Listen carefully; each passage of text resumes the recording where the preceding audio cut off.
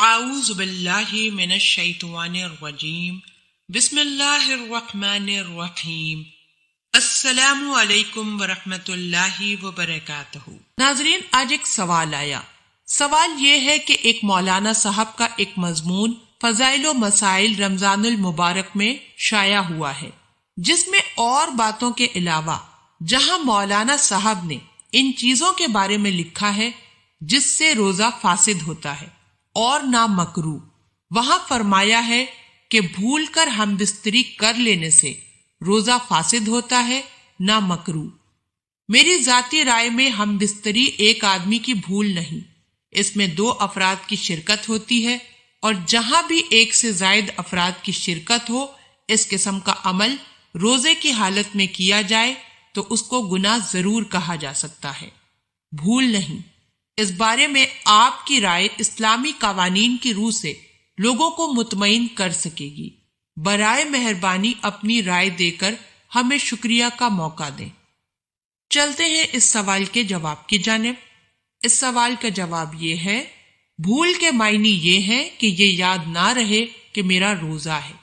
بھول کر ہم بستری اسی صورت میں ہو سکتی ہے کہ دونوں کو یاد نہ رہے، ورنہ ایک دوسرے کو یاد دلا سکتا ہے، اور یاد آنے کے بعد بھول کر کرنے کے کوئی معنی نہیں۔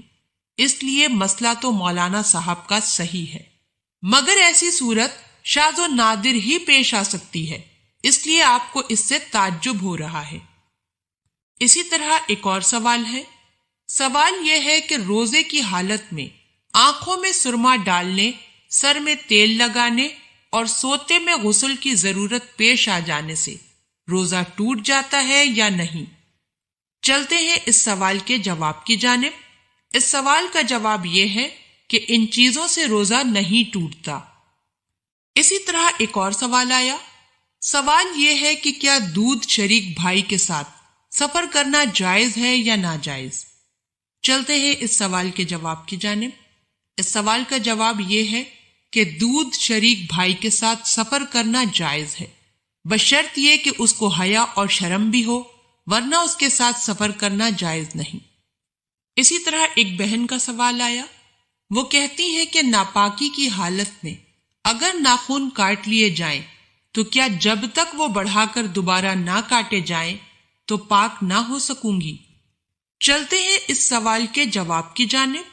اس سوال کا جواب یہ ہے کہ ناپاکی کی حالت میں ناخن نہیں کاٹنے چاہیے، مگر یہ غلط ہے کہ جب تک ناخن نہ بڑھ جائیں آدمی پاک نہیں ہوتا۔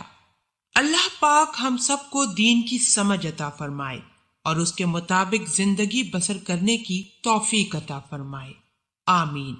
آپ سے گزارش کرتی ہوں کہ آپ ہمارے چینل کو ضرور سبسکرائب کر لیں۔ سبسکرائب کے ساتھ ساتھ ہماری ویڈیو کو لائک بھی کر دیں۔ اللہ پاک آپ سب کو اپنے حفظ و امان میں رکھے، آمین۔